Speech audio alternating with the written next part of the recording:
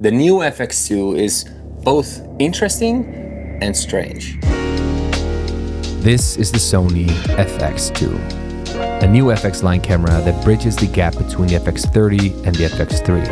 And it has some really interesting updates. A new tiltable EVF, a full-frame 33 megapixel sensor, a redesigned front button layout, and some other cool features that we'll discuss in this video. But first, let's see if it can actually perform.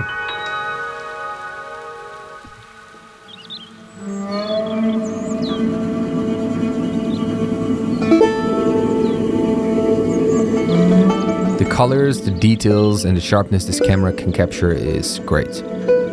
Well, this wasn't really a surprise because it's an FX line camera in the end. What I was curious about was how the 4000 base ISO would perform. On the FX3 and 6, I sometimes feel like the 12800 ISO is a bit too much, and this 4000 base ISO actually feels really good. It looks nice, it has a nice amount of detail, and the noise is actually quite pretty. As you probably have seen already, there's an eyepiece, which is great. Really, it's really good. It is super bright, it is very crisp and clear, and to me it's really fun to shoot because it reminds me of the days when I started filming with these high-A cameras and all. So I think it's really fun to have this on a camera. But here's the strange. It is stuck on the camera, so you cannot detach it. And it's positioned quite awkwardly because the hot shoe, the MI shoe, is still there. You can use it. The holes are the same as on the FX3 and FX30, so you can use your top handles and microphones. But once you do, this will get in the way. All right? It's strange. Also, when you use a microphone, your head will bump into the mic, which will make sounds. So, but yeah, I do like the bare body setup like this. Makes me think of the high-A cameras. So the second thing that caught my attention is the new stills function. So on the FX30, they took out the mechanical shutter, and now it seems like they put it back in. So you have a dedicated stills feature, and it shoots up to 28, I think, megapixel photos, which is quite impressive. So this is now officially the first FX line hybrid camera. Proper hybrid camera. Something you'll notice when you fire up the camera is that it comes pre-installed with the new Big 6 menu. And the reason I'm so excited about this is because you can change the necessary settings in a couple taps. It's super fast and efficient. Now the rest of the menu is quite the same as your FX30, 3 or even 6. So the camera also comes with the menu 1 and 2. So that's basically what you've been used to if you work with the FX line cameras. The only thing that I noticed that was a big difference is that it features a dynamic active mode now. So that's an additional stabilization mode in the camera.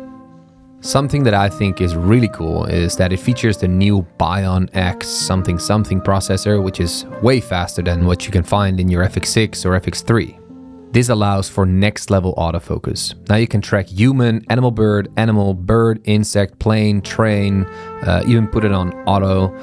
This is extremely exciting for the future because the lenses are fast enough, but now the cameras are also on that level.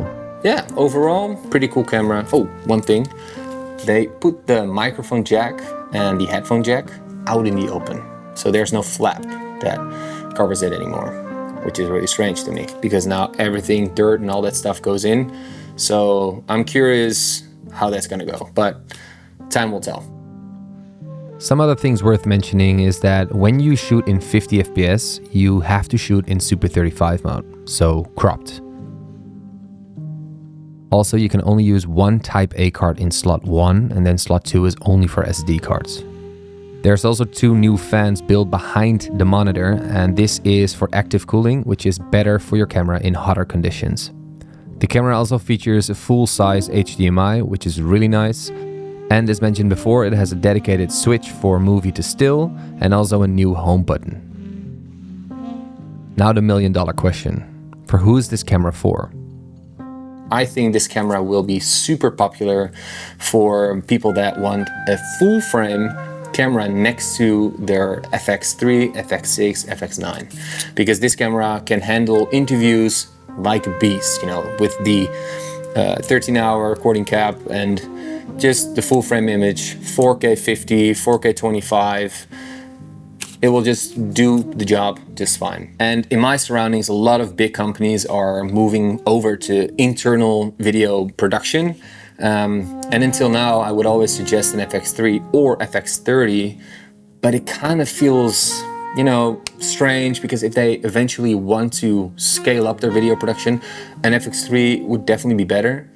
But the €2,000 difference in price does make it more interesting to go for the FX30. So I'm really happy that there is a in-betweener right now. So, you know, this probably goes for about 3,000, 3,200 euros. So it's a perfect camera that sits right there in between. Great guys, so let me know what you think of this camera. Of course, please don't blame me for not a full res review, because I only had this camera for a day. So yeah, that's it. I'm going to hurry back to the office because I have to bring it back. And I'll see you guys in the next video. Ciao.